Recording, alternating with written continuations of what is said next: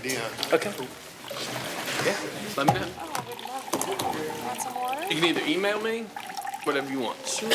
Talk later. No? Okay. All right, well, so we'll start, calling the meeting to order at 5:03 p.m. We'll start with item number 1, agenda modifications. Are there any agenda modifications? Mr. Chairman, yes, there are 2 items that have been provided.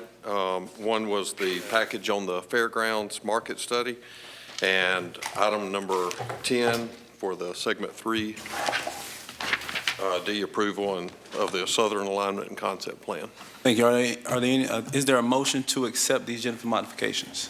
I move we accept. Second. Fancy chairs. All those in motion indicate by saying aye. Any opposed? Motion carries. CAC report.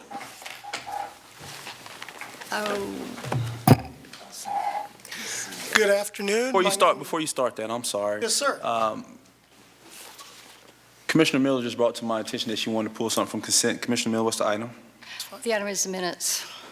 The minutes? Yes. All right, so the minutes would be pulled from consent. Go ahead. Thank you very much. Good afternoon. My name is Kent Wimmer. I am the chairman of the Citizens Advisory Committee for Blueprint 2000. So I am here to make a report on our last meeting. At the August 13th meeting of the Blueprint 2000 Citizens Advisory Committee, the CAC voted in support of the proposed fiscal year 2016 the Blueprint operating budget. We also voted in support of continuing of the contract for the general engineering consultant. The third thing that we did, we voted in support of the proposed fiscal year 2016-2020 Blueprint Capital Improvement Plan. We also supported the fiscal year 2016-2020 Net Sales Tax and Allocation Plan. And we also voted, you'll be interested to know, in using the reserve funds in the Blueprint 2000 for approved Blueprint 2000 projects. So we would like to see the existing Blueprint 2000 projects that are on the list completed with the reserve funds and not having those reserve funds go to other projects. The last item that I have to report for you today is we voted in support of the following nominations to the CAC. Andrew Stux is representative from the Civil Rights Community. Wendell Page is representative from the Minority Chamber of Commerce. Chris Klena is representative from the Economic Development Council. Gordon Hanson as representative for the elderly community. Kent Wimmer as representative from the Big Bend Environmental Forum. Jim Stevenson as representative from the EECC Natural Scientist Biologist category. And then finally, Claudette Cromartie as representative from the Council of Neighborhood Associations. Thank you, Mr. Chair. Any questions for the chair? Thank you. We very much appreciate the opportunity to serve, and we look forward to help enlighten you folks on the community's wishes in the future for Blueprint 2000. Thank you. Thank you, sir. Thank you. Is there a motion for items 4 through 7 on consent? Motion's been made and seconded. All those in favor indicate by saying aye. Any Does that opposed? include pulling the minutes? I said items 4 through 7. No, I don't. That's why I'm frantically leafing through my packet to make sure that doesn't include the minutes. Thank you. All those in favor? Aye. Any opposed? Motion carries. Item number 3, Commissioner Miller. Yes, and this doesn't really warrant all this excitement, actually. On page 20 of the packet, I think it's page 6 of 12 of the minutes, at the top of the page it starts out, Commissioner says so-and-so and so-and-so. That was me, and I wanted to make that clear that it says Commissioner Miller said, et cetera, et cetera, et cetera. Let the minutes reflect the correction made by Commissioner Miller. Yes. And with that, I move, Move accept this as amended by Commissioner Ziffer, seconded by Commissioner Miller. All those in favor indicate by saying aye. Aye. Or any opposed? Item carries. We're going to go with item number 8.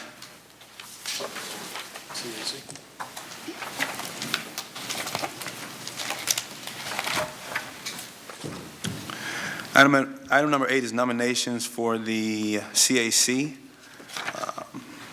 there a motion ready? Yes, sir. Move the item. Second. We have representatives, one nomination from all of the organizations except for KONA, which had 2 nominations, Claudette Cromartie or Jonathan Peterson. I'd move CAC the recommended. recommendation of the CAC, Thank you. just Claudette. Second. Motion been made by Commissioner, Chairwoman Lindley, for the CAC slate, for the CAC board, seconded by Commissioner Miller. All those in favor indicate by saying aye. Aye. Any opposed? Motion carries. Item number 9. Okay. Jump ahead. Mr. Chairman, Cascades Park sound mitigation options, I'm going to have Ms. Calder go over those items with you.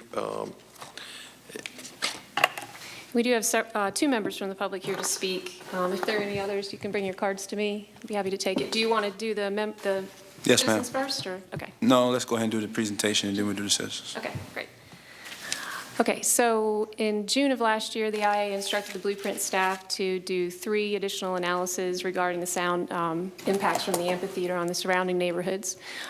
One of those studies was to look at the use of the full curtain system during ticketed performances. The second was to look at an upgraded audio system, and the third was to look at the construction of some type of sound barrier on the south side of the railroad tracks.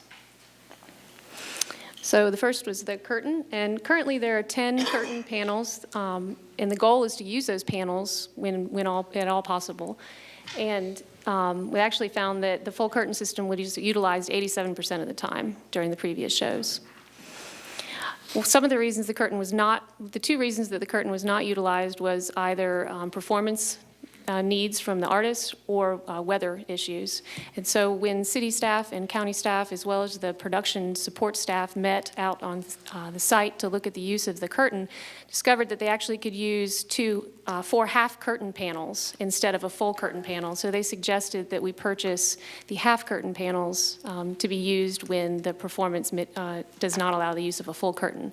So we looked at the cost of those. It's $4,000 for the half curtains plus some storage containers for them. The second analysis that was conducted was looking at the existing house audio system.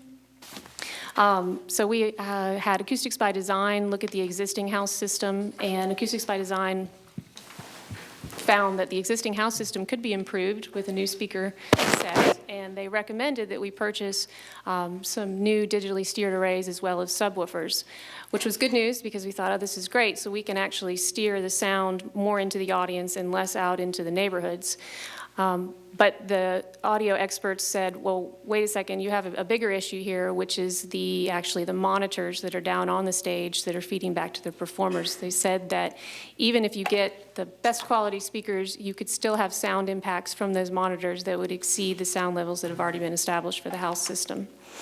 So one of their recommendations was to purchase in-ear monitors for performances at the amphitheater. So we have recommended purchasing in-ear monitors, a set of in-ear monitors for the artist to use at $8,000. So if we were to use the in-ear monitors, then it makes sense to go ahead and get some speakers that could direct the sound more into the audience and less out into the neighborhood. So we are recommending the purchase of digitally steered arrays at $66,000 and subwoofers at $27,250. Then the third analysis that was performed was an analysis of some type of sound barrier that could be constructed. The graphic on the screen illustrates where the sound barrier would be constructed. You could see the parking lot in the upper left corner is the parking lot that the Edison now uses for the Electric Building Restaurant. The railroad crossing there at Gadsden Street in the electric substation. And then on the bottom is the Van Buren Street. So the red line indicates where the sound barrier would be constructed. Should a sound barrier be constructed, the area of impact would be directly behind that barrier in a cone shape, and you can see the darker color illustrates the most sound reduction. So we looked at 3 options. One was the construction of a DOT, Department of Transportation, precast noise wall, which is similar to those that you see on an interstate. We looked at the construction and stacking of shipping containers and the construction of an earthen berm. And using the precast noise wall would be the one that would have the best impact. You get the greatest noise reduction, the longest barrier length at the lowest cost. The staff recommendation is to purchase the half curtain panels, the in-ear monitors, the 2 speakers for a total of $105,250. Speakers. Okay, we have Mr. Piers Rawling first. Name and address for the record, please, sir.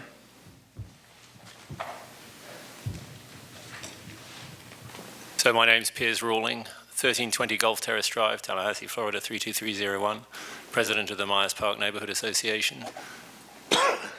We are very pleased that you're contemplating the purchases that Autumn suggested, but I would also like to advocate on behalf of the FDOT wall, since that will have the greatest beneficial impact for the neighborhood.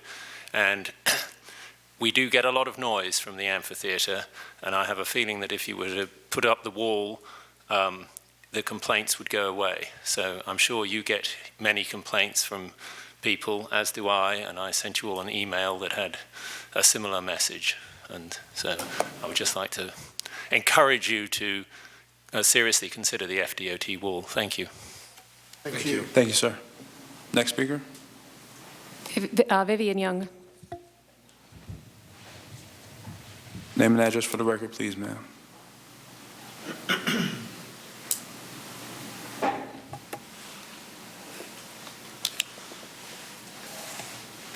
My name is Vivian Young, and I live at 411 Oakland Avenue in the Myers Park neighborhood.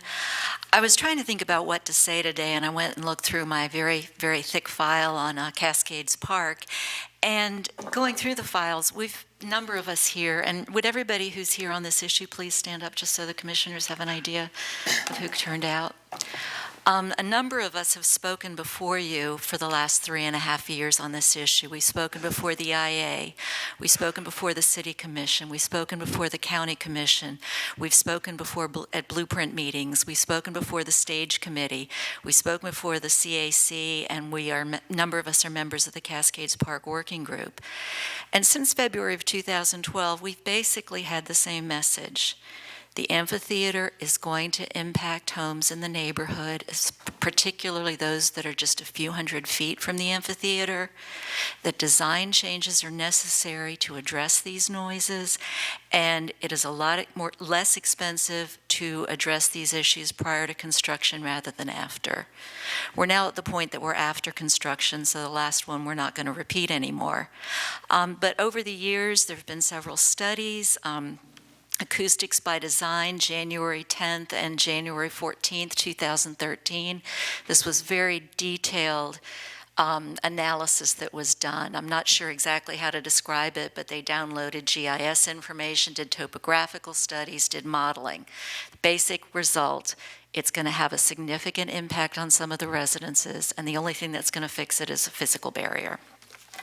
Seabine and Associates. This is the one that the neighbors retained the consultant and the IA agreed to pay for.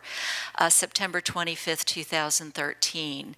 Again, major impact on certain residents. I just like to say, generally open outdoor amphitheaters that present live amplified music events and are located within a mile or less of residential homes create very difficult circumstances for both the operators and the residents. Basic recommendations, more sophisticated speaker system, some kind of physical barrier to address it. I couldn't find my copy of Lilkendy and Associates study, but they had basically the same thing. We're very pleased that staff is recommending the sophisticated sound system that's been recommended all the way through, and the additional curtains. But we really advocate that you please move forward on the physical barriers and really just try to resolve this issue. While it is expensive, it's less expensive than the $3 million that was originally quoted in 2013 as the cost, and it would have a significant impact on the quality of life of our neighborhood. Thank you very much. Thank you. Thank you, ma'am. Commissioner Lindley? Mr. Chairman, I would like to move the staff recommendation in addition to option 2 to build that wall. Second. Second. So it'll be staff recommendation and option 2. Made by Commissioner Lindley, seconded by Commissioner Miller. Yes. Commissioner Dozier. Thank you, Mr. Chair. Appreciate all of my friends from Myers Park and Woodlawn Drives for being here, and I've talked to a number of folks in the last few days. I have absolutely been one of the strongest voices, I think, for trying to do something to mitigate the sound in the neighborhood. And I absolutely support the speakers. I'm glad we'll move forward with the curtains, all of those types of things. But I have to say, and I've expressed this to some of my friends who have the biggest impact from the amphitheater, I do not want to delay this unnecessarily, but I am wondering, and I know that Wayne might, or you all might just fall out of your chairs when I say this, take one more pass at this until our February meeting, and here's why. The wall is $500,000 close to. It would clear out a lot of trees on the south side of the railroad tracks. And when you showed that map, Autumn, there may be 20 to 30 houses in that cone of influence, right? So folks who sign the petition who might live up in Woodlawn or other places will not get the benefit of this. And Piers, I appreciate your comments, but I actually believe that we will still hear from residents outside of this cone when we have concerts in the future, and we're going to be back here being asked to do something else. So I wonder if there is another option, and I do know that we've been through a lot of passes with this, but this is a infrastructure project. We always talk about this, right? A stormwater project that's disguised as a park. I am wondering if there is any sound mitigation options that we could, now that we've seen the amphitheater open for, what did y'all say, over 500 different events from the city side, 8 from the county side. If there are options, now that we know how it's functioning, now that we know the number of people that are actually using it, to put some infrastructure pieces along the back side of the amphitheater on the park side of the railroad tracks that could serve as amenities for the park, not look totally out of place, but also double as sound mitigation, preventing us from having to do a wall, taking out the trees, which also concerns me, not because it's taking out a huge number of trees, but just for the look of that area on the other side of the railroad tracks. But wondering also if this is an option to get a wider scope so we impact a greater number of homes than what is represented for the wall. The last thing I'll say before I'm going to make a substitute motion is that I am excited by county staff bringing up a potential option for our retreat in December. They're going to ask us to approve the agenda tomorrow. That would look at our BP oil spill money, which isn't a huge amount, but it's actually less than I thought after we paid the lawyers, of course. So it's just over $700,000. But using that to fix some of the waterproofing on the stage, other things to contribute to this effort, right? So if we push this to February, there may be other monies that we could identify. So I'd like to make a substitute motion to accept the curtains, accept the sound, and to try to make a decision on this in February, but look for an option that is inside, infrastructure piece inside the park, dual purpose for an amenity and sound mitigation that will broaden that cone and have a beneficial impact on more houses in that neighborhood. I know that may not be as quick as some of you all would like, but I think we want to try to get it right. That's my Substitute motion's been made by Commissioner Dozier for items 1, 3, and 4 with postponing decision on item number 2 until February. Is there a second to that motion? I'll second it for discussion, Mr. Chairman. That motion's been seconded by Commissioner Richardson. Commissioner I have a question, and I apologize if I was not here for the answer because I know I've missed a meeting. Was there ever a cost figure brought back to us to put a roof over the amphitheater? Wasn't that requested? I don't think that. Commissioner, we have not provided that information. I don't recall somebody asking for that cost. I know that when we were going through the various studies originally, that Yes. it was considered to be significant. I understand that. I'm just at this point, But we have not asked or pinned anything to that. Yeah, Commissioners, I can say in relation to, and I believe I might have passed this information along to you, Commissioner Ziffer, some time ago when it was preliminary talked about to put a cover over the seating area. yeah. And just in relation to the cover for the stage itself, just the cover piece was $695,000. The support was substantially more than that. So kind of puts you in the ball game if you want something that fits in architecturally to the amphitheater. Couple million probably. Possibly. Okay. Commissioner Ziffer, I'm sorry, could I ask a question on point there? On point. About the roof? Wayne, it was my understanding that the roof wouldn't necessarily do the same type of sound mitigation. It would be weather mitigation. But I thought we always needed to talk about something at the back end, because I wondered about the roof too, but unless we fully enclosed it. We looked at, back some time ago, a wall on the very back side of the amphitheater. The length of that wall, it would have had to have been 30 foot tall at least to start getting some impact to the neighborhood. Some of that study had already been done. Now, if you shift the wall closer to the stage is where you get the most benefit, because you are actually in the line of sight, if you will, of the sound leaving the amphitheater stage. No one has run a number for that, a cost estimate. I don't even know what kind of mitigation we're talking about visually. Right. Commissioner, I might remind you, we have a public meeting at 5:30. I would like to get this item done before that time, but if we have to push it, we have to push it. I have Commissioner Richardson, I have Commissioner Lindley, and queue to speak. Thank you, Mr. Chairman. You know, in the briefing today with our staff, you know, I told them that we do have to get this right, and I think that's what Commissioner Dozier is attempting to do, is to get it right the first time, because we owe it to the neighbors to do that. You know, when they purchased their houses years ago, they could not have imagined then that they would be faced with a Cascades Park in the issue that we're dealing with now.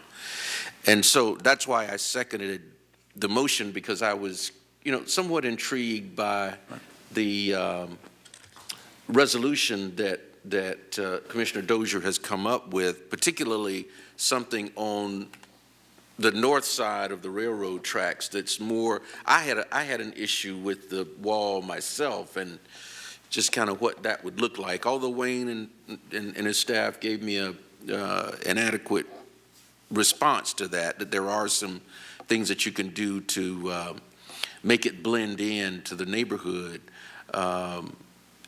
So I mean, I would hope that if it's okay with the neighborhood, I don't want to do anything that they're not in sync with, but to give us a couple of months, 3 months to explore what Commissioner Dozier has proposed.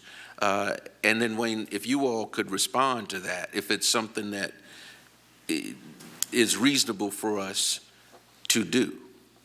Commissioners, I think my biggest concern would be, what does it look like in the park? You have this beautiful vista from the top of the hill looking into the downtown area. If you put anything vertical, and it's going to have to be vertical, it's going to have to be solid, it certainly could block the sound from going into the neighborhood. So, but you need to see how that looks on the site and how it fits into the park. And we have the ability to do that. We can certainly put our design work studio from the planning department, superimpose these different types of buffering, if you will, on the backside of the amphitheater and let you get a feel for what it would look like. We could absolutely do that before our February meeting. I have Commissioner Lindley, I have Commissioner Miller, I have Commissioner Maddox, and Q. Are any other commissioners who want to speak on this item? If not, I'm going to cut discussion after Commissioner Maddox. Commissioner Dailey. Mr. Chair, I'll have one follow-up for Wayne just on the details of this before we vote. Okay. Commissioner Lindley? Thank you, Mr. Chairman. I respect that concept, but, you know, I feel like the opposite of Ronald Reagan, which is Mr. Tedder, build that wall. I think we just have to put these people out of their misery. It's been going on for over 3 years. The sanctity of the neighborhoods has been so important in our community forever, or at least as long as I've been here, which is almost, it seems like that. We have to do something to mitigate the sound. I know this is a big fix. It's a one-time expense.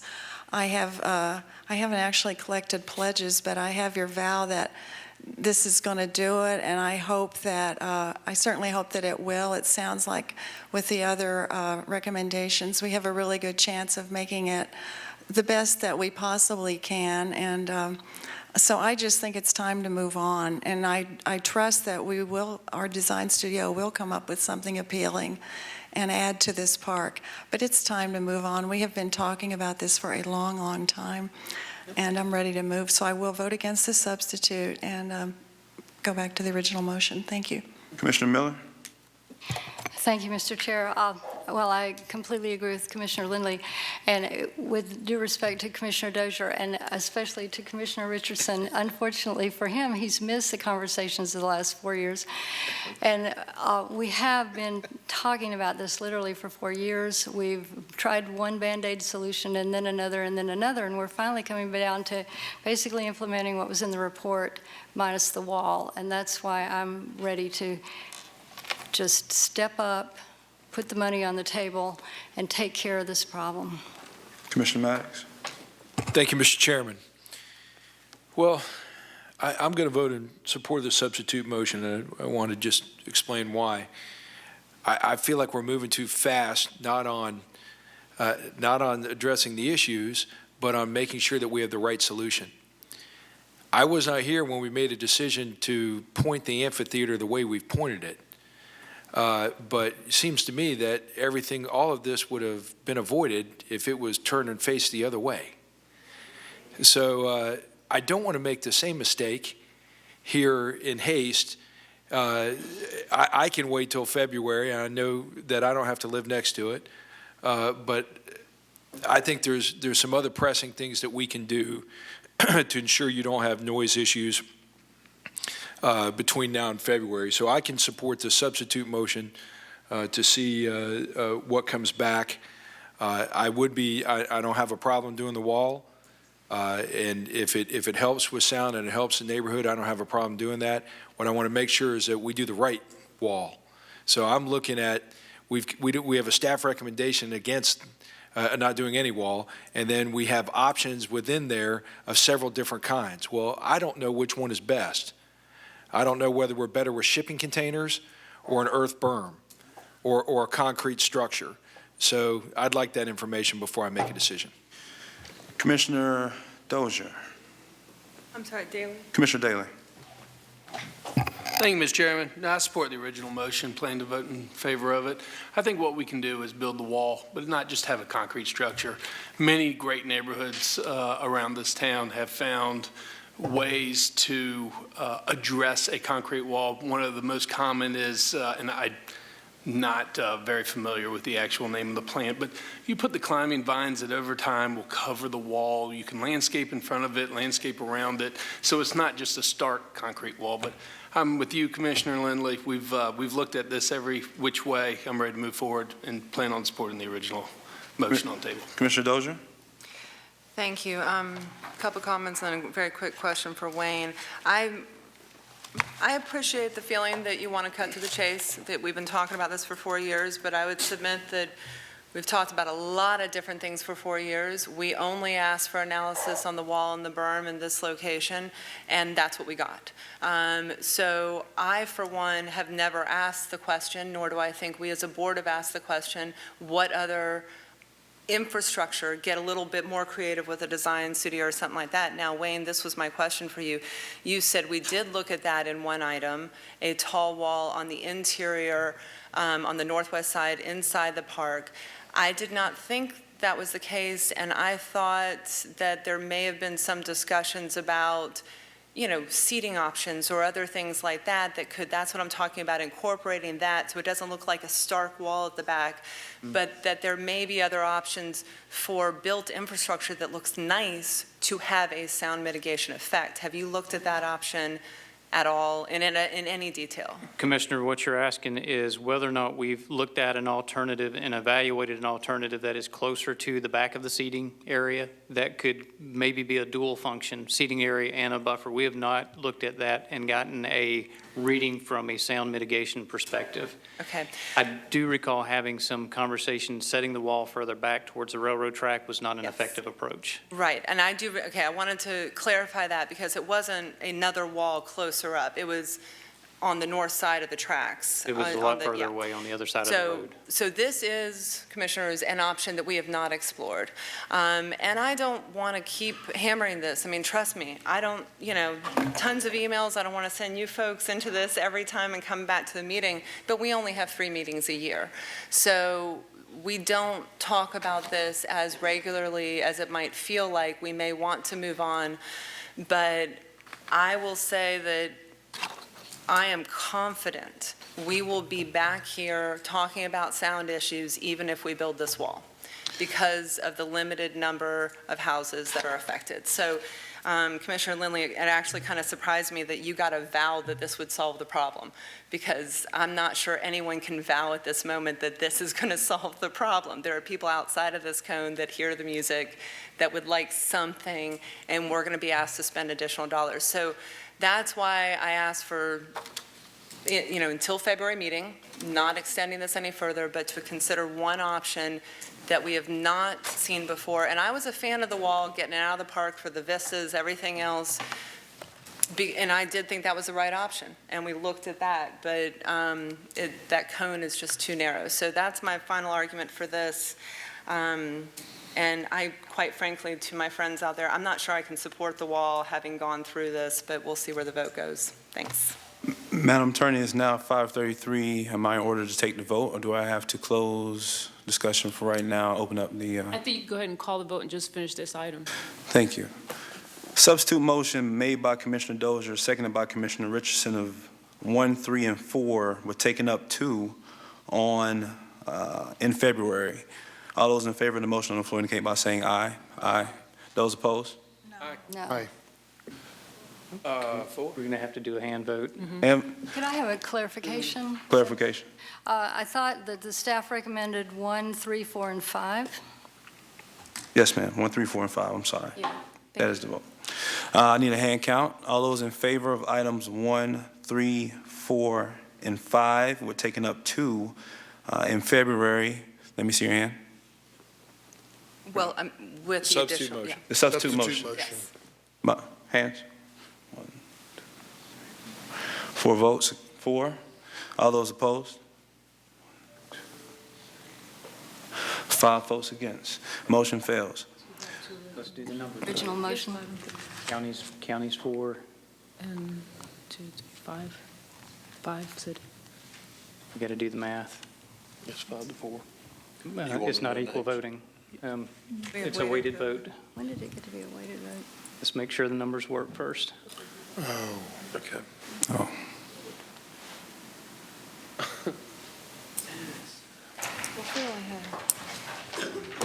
Mathematics. 2 Madison. County Commissioner? Thank you. Vote need. Throw them in the box. The tension. The envelope, please.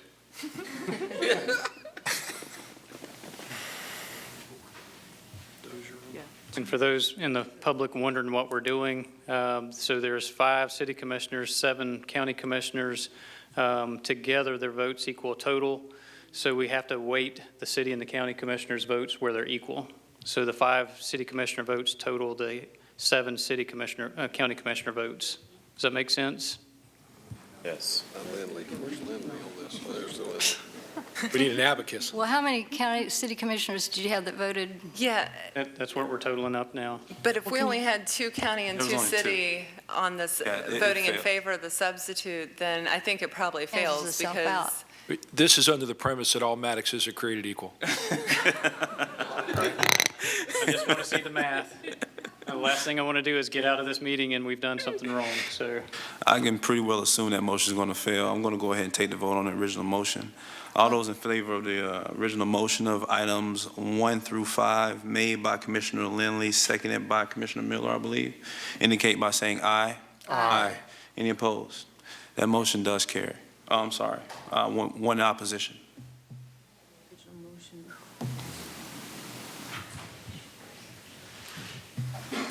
Yeah, that's right. Okay. We're not talking about the budget. Or Commissioners, Still think we're going to. It's 24 to 31. 24 to 31. Okay. Sounds like a football score. So the original motion of items 1 through 5 made by Commissioner Lindley, seconded by Commissioner Miller, passes 8-1 with Commissioner Dozier in dissent. We will now open the public hearing. Just a quick question for Commissioner Lindley. Would you provide the names of those folks that said they'd never come back? Because I'd like to have that in my Rolodex. Let the record reflect that we opened the public hearing not at 5:30, but at 5:37. The public hearing is now open. We'll take up item number 11. Sure. Okay, so this is the Blueprint 2000 fiscal year 2016 operating budget.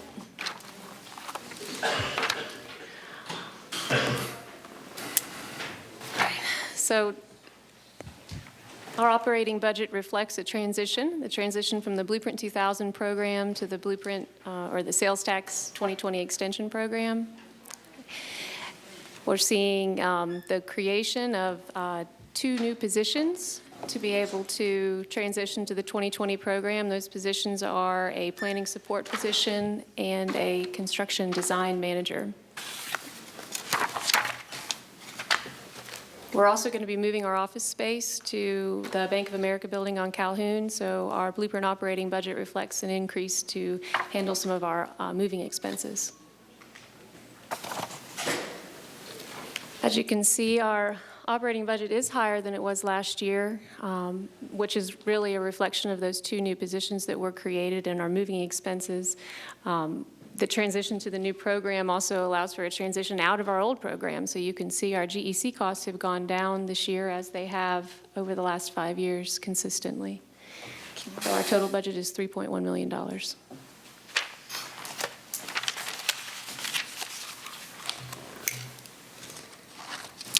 Did that complete the presentation? Mm-hmm. Is there a motion to approve the budget? Approval. Don't we have speakers? Are there any speakers on the budget? There are no speakers. They all Mr. Chair. left, they got their Wow, wallet they all on. came to our meetings. Motion been made to approve the budget by Commissioner Ziffer. That's been seconded by Commissioner Miller. I have Commissioner Dozier in queue to speak. Y'all wore them out, that's what happened. You're welcome. Yeah. Just for consistency's sake, Commissioners, you've heard me say this at repeated meetings at CRTPA, CRA, and now here, but for our staff's sake, there is inconsistency among the justification given for the increased administrative cost allocation that we give to the city for CRTPA, CRA, and Blueprint. Each of the 3 organizations, the staff has told me different things about why. We talked about this in our briefing for a while. CRA had a good amount of information in the last week. You all had a good amount of information, but I've asked that the city just kind of let us know what those percentages are for all 3 organizations. And so just to stay consistent, I'd like to make sure that that is consistent. I'm using the same word over and over again. Consistent. Yeah, at least I'm consistent, right, thank you. But just get that into the mix when we look at this item, as we are on both of our other boards, to make sure we really know what's going on in all 3 organizations. Again, City Commissioners, I have no problem with where we are. It's just a matter of being very clear about it. Commissioner Miller. What I was wondering, I know that basically we discuss this all throughout the internal service accounts, because you see this not only in the organizations that you reference, but also in all of the departments in the city across the board. So that does pop up as an item. And basically, my understanding is that it has to do with the amount of use of those various departments. But I agree that it would be nice to have a presentation that just, an agenda item that just covered that particular topic and made it clear to all of us. You know, Commissioner Miller, I'm sorry, Mr. Chair. I appreciate that. I don't even know if we need to spend time on an agenda item because I'm really comfortable with where the city is and that you all had to increase these amounts this year. But if it is a percentage for all organizations or based on use for printing for all organizations, it seems like you should have one chart that is applied equally to all organizations. That's what I have kind of been asking about, is where is that chart on how you do the cost allocation? Right. And I think that's a that would question help. for Wayne Tedder. Yeah. So I know he'll be on top of that right away. Well, if you could have somebody from or actually get that from city staff and send it out to all the commissioners, I would appreciate it. Be glad to. I'd like one little bit of clarification. Are you looking for the percentage or the details on those cost allocations? I believe what she's looking for is if there's an increase, was it a percentage increase or what made the increase? It was our understanding of the way that they were doing the allocated cost was it's kind of complicated. Some organizations use, the internet service system more than others. Some use the procurement side of things, but we can absolutely ask them to provide that information to you for your review. Commissioner Dozier, could you articulate exactly what you want to make sure we get it? Yeah. If it is this difficult to figure it out, then that may raise even concerns that I don't have right now. I will admit that because I'm a little confused as to why it's, accounting's pretty straightforward. It's either based on your use of a system, and if that's it, just tell us it's based on your internet use, and we can look at it and say, okay, Blueprint uses more than CRTPA, that's fine. Or there is a percentage, and you sign up to use HR. I'm just making this stuff up, commissioners. I really don't know if these are the things. And if you contract with us for our HR services, then it's a percentage of, your budget or something. Most organizations have that if they serve as a fiscal agent or something else. That's all I'm looking at. There's got to be some consistency here. If there isn't, that's kind of why I'm asking the questions. You guys have told me that, or everything you and the other EDs have said, it made me feel a little bit better, but I'm still looking for more detail. If you could do this for me, if you could provide an information item under number 3 at our next meeting to articulate, to answer the question that Commissioner Dozier have, and have somebody here from the city at our next meeting to answer any questions that may go along with that, I would appreciate it. I think that gets us where we're trying to go. Yes, sir, we'll do that. Thank you. Are any more questions on the item? Staff recommendation has been moved by Commissioner Ziffer, has been seconded by Commissioner Miller. All those in favor of the motion on the floor indicate by saying aye. Aye. Or any opposed? Motion carries without objection. Item number 12. Okay, this is our fiscal year 2016 capital budget. And we're asking for allocations to the following projects.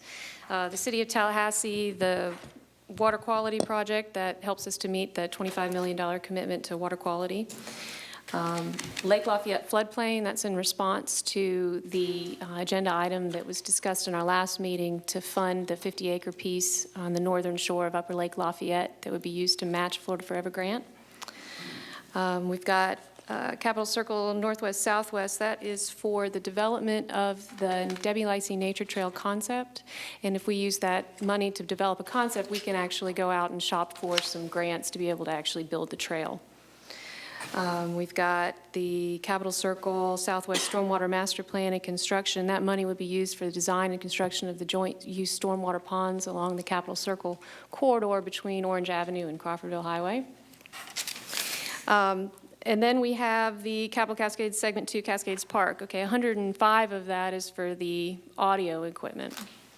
Okay, so I think at this point we should probably amend that amount to include the cost for the barrier. Yes. Whatever motion's been made, can you add the amendment to include the cost of the barrier? Yeah, and it was never clarified whether or not that was, should be for what type of construction, for the DOT precast wall? Precast wall, yes, ma'am. So to make that clear, $475,420 is what you want to set aside, which we will use Yes. in February. All right, sir. Okay. And then there was $15,000 that were added to that as well that we have not discussed yet, and that was for expenses to cover costs associated with modifications to an augmentation well in the park, which will get our stormwater ponds online. And then Capital Cascade segments 3 and 4. Now that 5.2 will now be reduced by the 475 for the barrier. Wait, no, say that again? Right, okay. Because we got the total sales tax money that comes in, we subtract out for our operating budget and our debt expenses, and then what's remaining is what we put towards our capital budget. So this $10,123,000 is the total amount that we can allocate for our capital projects. So if we're allocating the $475,000 for the barrier construction, design and construction, then it would need to come from another project. Right. The project that we know, the other amounts are what we know, like we know we need to put the 2.4 into the city's water quality fund. We've already committed the 750 for the Lake Lafayette. Okay. That's where I have an issue. Okay. This wasn't on Blueprint 2000. It is sort of an add-on. And if there is anything that needs to be postponed to FY 2017, I would really rather it would be this, or portions of this. Oh, the Lake Lafayette? I mean, that's just one person. I'm sorry, what specific project are you talking about, Commissioner The Miller? Lake Lafayette floodplain acquisition. Okay. Commissioners, you previously took action to say that you intend to provide a certain amount of dollars for a grant match. To do that, you'll need to bring that item back up and defund that. But we have submitted our support to the state for this grant. Have you received the grant? We have not received it at this point. Okay, so that's a question for the future. Do you know when you will find out? Got a date? Not for the Florida Forever. Florida Forever, I believe, is meeting this fall, but we have submitted for the Office of Greenways and Trails Acquisition Program and have submitted that as part of our support for being able to help partner in the funding of it. And that should be decided by early October. Well, I understand your position, but I also understand that we had a list in 2000 that we should honor, I believe, above any other project that comes up. So that's just my particular position. I don't know that you can possibly even say today where you're going to get it, because does this 10 million include your reserves? You said you were taking money out of reserves to do segments 3 and 4? No, ma'am. This is the money that's actually going to be coming in. Right. So we still have reserves to go to. Which, yes, we do. We have the Right. 2 million in reserves that we can discuss. And in the text of the agenda item, you referenced that you wanted to make sure that those 2 segments were done and that you would go to reserves to finish them, correct? We have the ability to, well, we're asking for the ability today to go to reserves to Right. be able to complete any Blueprint 2000 But the project. 10 million that you're limiting us to today, right here, doesn't include the reserves. That is Correct. correct. Okay. Commissioners, still going back, we've been given direction, and I'm going to ask Mary Bell to undo that direction. What process do we need to go do that? Clearly, you have the ability to not provide funding for it, but you have sent out a promise through an agenda item, and we're moving forward I'm through not that. suggesting. Before we get there, I think Commissioner Miller was making a statement about how she felt about it. I don't know that the board as a whole has said that that's the direction they want to move in. So if we get to that point, we get to that point, but I don't want to go there yet. Okay. Well, and I think that I would, if you feel that strongly about the 750, I would suggest that in order to make sure that Cascade Segment 3 and 4 completed, we, in addition to this, give you the authorization to go to reserves. I hear what you're saying. Yeah, absolutely. And Commissioners, basically what we were trying to communicate on segment 3 and 4, basically until we get the designs in hand and we go out for contracting, we don't know exactly how much we need. So we've been kind of putting the extra money that we have from all the other allocations that remains from that $10 million into segment 3 and 4 so that we do have the funding when we're ready for construction. My gut's telling me we're going to be sufficient, but that's a very good comment. I finally get it. Sorry, a little slow today. Appreciate it. So what I'm looking for right now is a motion for staff recommendation with the amendment of Capital Cascade Segment 2, Cascade Park being 595,670, and Cascade Segment 3 and 4 being 4.826397. So moved. Motion's been made by Commissioner Ziffers. There's a second to that motion. Second. Seconded by Commissioner Dailey. All those in favor of the motion on the floor indicate by saying aye. Aye. Are any opposed? Motion carries. And then we have the reserve account question. Right. I would move that you, as you mentioned in your agenda item, access the reserves to make sure you finish Cascades Trail segments 3 and 4. Second. Motion been made by Commissioner Miller, seconded by Commissioner Richardson. I have I a have question. a question by Commissioner Ziffer. Do we know what that cost is yet? No, sir. No. So we're voting on using reserves, and we don't even know what that dollar figure is. Correct. I don't feel comfortable with that. I don't think we're voting on using reserves today. And he basically, if you'll note on your page 155, under reserve account, the staff brought this up. I mean, they don't have it as an option that we have to vote on, and if we don't, we don't. But the fact is that I just needed to make sure everybody knew that that was available, that the staff had recommended that, and that if you need more money for that. And at this point, I guess what I would feel more comfortable with is that we know that those reserves are dedicated to those 2 trail segments first. I'm just on point here real quick. I didn't get that out of what staff was recommending. What exactly through the language that you placed in the agenda item were you recommending for the $2 million? Commissioners, essentially, if we have any unforeseen instances that come before us, we do not have an account to go tap for those unforeseens. So just a really big possible example, maybe a sinkhole opens up on one of our projects. Maybe it's even Cascades Park. If we don't have that money set aside, then we're going to have to bring back a budget item and come back and tap one of the projects that has already funding allocated towards it. Chairman? Now, I believe the motion on the floor is for that $2 million to be used to complete Cascade Segment 3 and 4. Is that the motion on the floor? Commissioner Miller? I didn't actually make a motion. I just said I wanted us to discuss that. I'm trying to have a discussion with staff to be more clear about. I'm sorry, I guess I misunderstood that. For a motion, you got a second for Commissioner Richardson as well. Commissioners, let me just make sure you all understand. So the $2 million is just an unforeseen account Placeholder. that if there are any issues that we need funding for between now and your next budget season, then this is a funding source that we can come and bring to you, and you can tell us how to spend those dollars. Right. We also are saying that if we expend any dollars out of this account, in our next budget cycle, we will replenish that account so that that $2 million remains the same throughout the entire Blueprint program. It's a contingency fund. Yes, Yes, pretty sir. much. Commissioner Miller, was that a motion or was that not a motion? No. There was no motion on the But I floor. would like to say this. I have been asking, the part of Cascades Trail that was supposed to be water quality mitigation is in segment 4. And so for the last 15 years, and Wayne can verify this, I have been asking that he promise me that he is going to be able to finish segments 3 and 4. So I feel very strongly that this needs to be done. And the rest of it was basically flood control. We have gotten some water quality mitigation out of it. But the fact is that I have been asking over and over and over and over and been assured that it was going to be okay.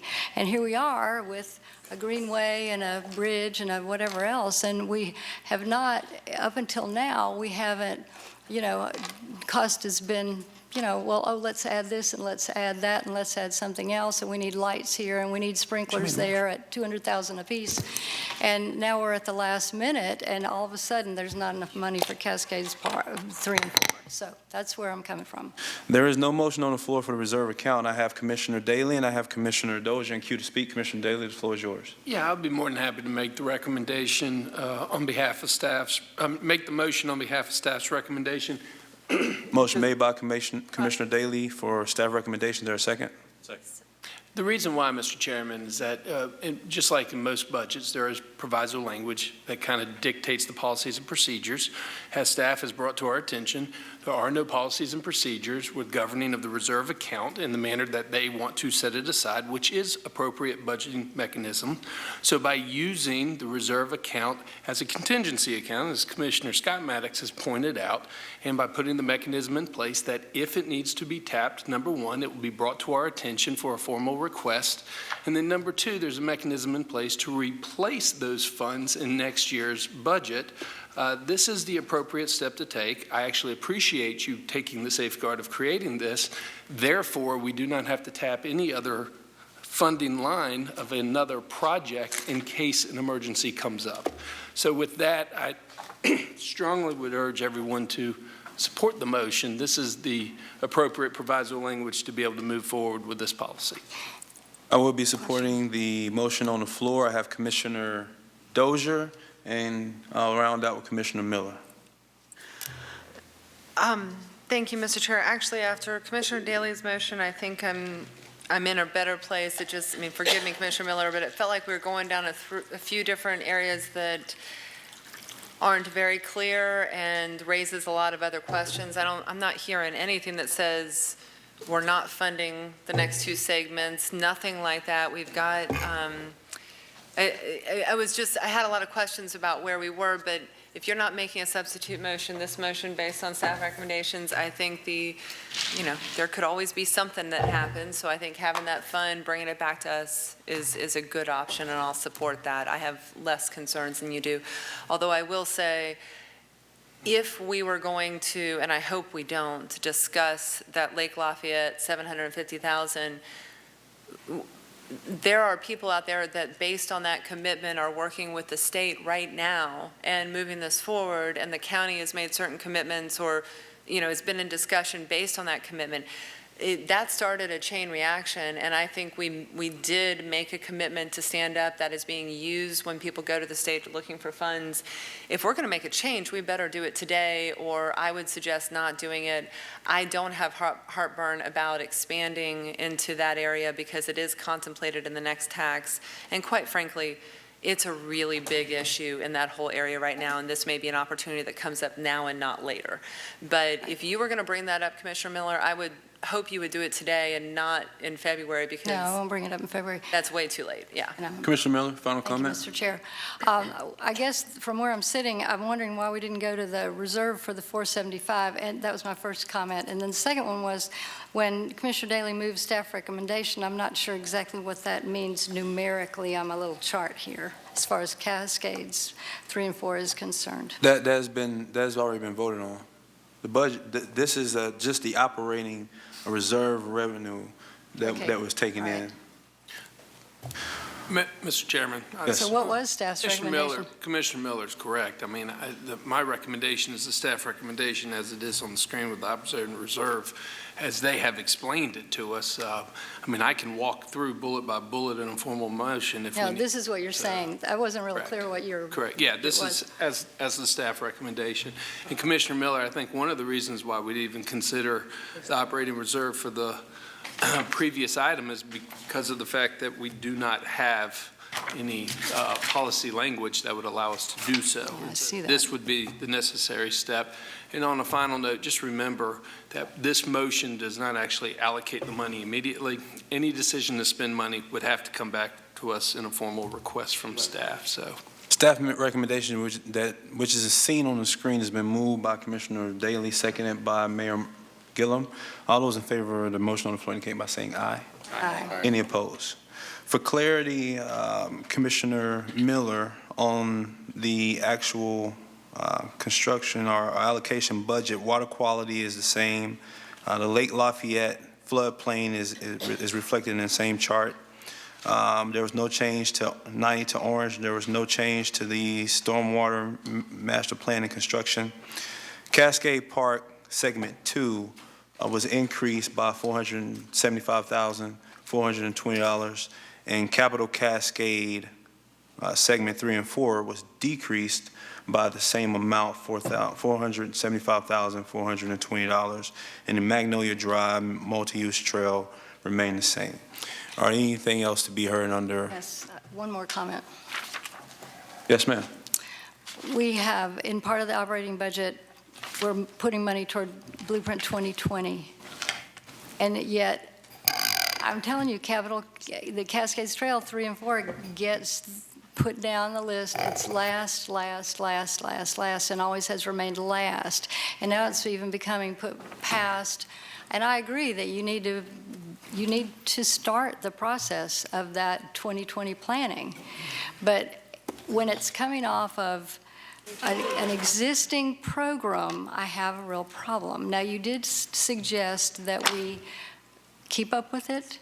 Correct. And do payback, and that's more than going to take up for $475,000, I'm sure. I don't know if it'll be enough, because every time we do this, it's never what we expect. So, Commissioner, if this makes you feel any better, we have, if we continue the way we're progressing throughout the rest of the sales tax, by the year 2020, we will have the ability to allocate over $35 million to segment 3 and 4 to finish it out. all right. Plus, we also have approximately $9 or $10 million in the bank already for segment 3 now. So we're just adding to that pot to make sure that we do exactly what we said. And you're absolutely right. Water quality is the major component for segment 4, and it will be done.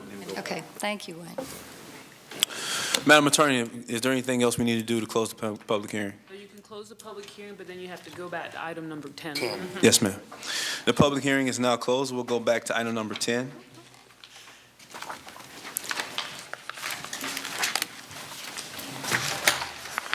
Nice.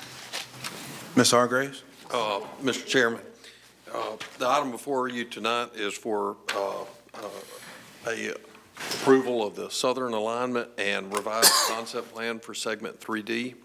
The exhibit that we have on the screen before you tonight was the concept plan that we've been using for the last several years. We've been working with our Blueprint Technical Coordinating Committee and our working group, Stormwater Working Group that was developed by that committee, working on alternatives for this segment. And this original concept had an open conveyance between the north side of CSX Railroad and the south side of Lake Alberta. Working with our groups, talking to CSX, we've brought these items, the cost, right-of-way concerns and stuff to our working groups. We have a recommendation from both the TCC and the Stormwater Working Group to move the stormwater on the south side, do not take it to the north side of the CSX. And thus, we have a revised concept plan that we would like to present to you and discuss with you and get your approval to move forward. That is attachment number 6 in your exhibits. And I'm having a hard time finding mine. Okay. I'll move staff's recommendation, option 1. Second. Mr. Chair. Motion has been made by Commissioner Ziffer for staff recommendation. Has been seconded by a host of commissioners, but I'll give it to Commissioner Lindley. Have Commissioner Dozier in queue. Speak. Commissioner Dozier, the floor is yours. Thank you. Thank you for the diligent work on this. I like this realignment. And this is more of just a kind of a shout out, nudge to my colleagues at the city. What I love most about this map is that half of the sewage treatment plant on Lake Bradford is covered up by that big yellow spot. When I saw this, I thought, are we actually going to get movement on that sewage treatment plant? Because for 5 years, I've been driving to Innovation Park. Everything we're about to do at Lake Bradford, FAMU Way, everything else, I think there's a detrimental effect of that treatment plant sitting there.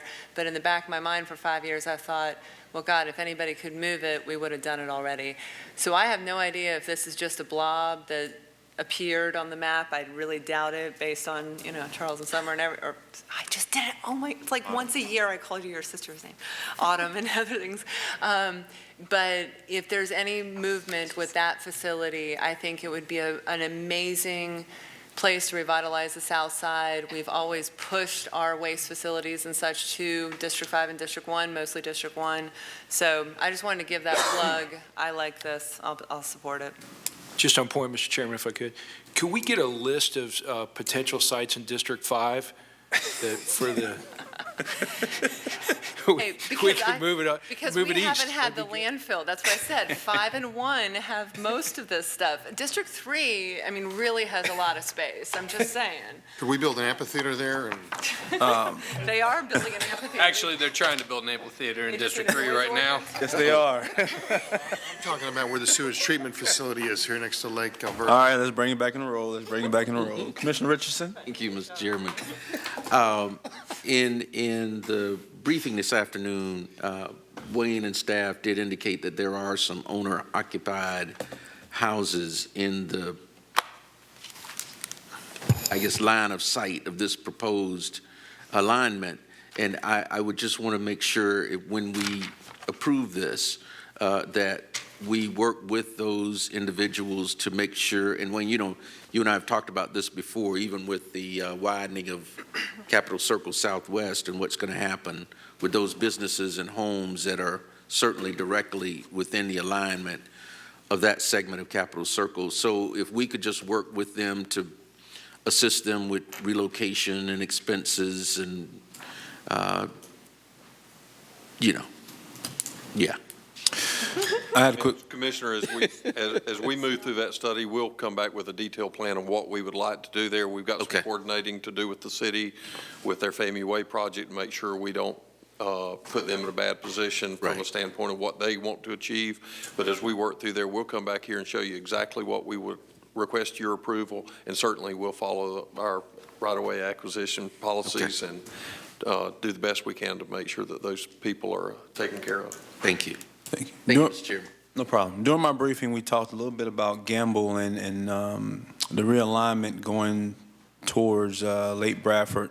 Does this motion give you the ability to start having those conversations about whether or not it's something that's feasible? Mr. Chairman, we will absolutely move immediately to start to study this area, have those coordination meetings with the city, and come back with an alignment that we need to work with them. That's a city project, but we need to work with them to accomplish a big goal for the whole community. And so this gives us the direction that we need to go talk to them and come back with a plan of action for you. Thank you. Staff recommendation has been moved by Commissioner Ziffer, has been seconded by Commissioner Lindley. All those in favor of the motion on the floor indicate by saying aye. Aye. Are any opposed? Motion carries without objection. Is there any more business to handle? Mr. Chair, one quick comment.